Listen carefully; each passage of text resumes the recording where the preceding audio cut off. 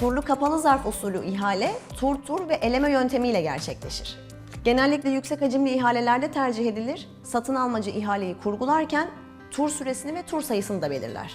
Her tur yaklaşık 8 ila 15 dakika arasında gerçekleşir. İlk tur tedarikçilerin başlangıç fiyatları alınır. Her tur sonunda ise yüksek fiyatlı tedarikçiler elenir. Tüm turlar tamamlanana kadar süreç bu şekilde devam eder. En iyi teklif alındığında ihale sonuçlanır.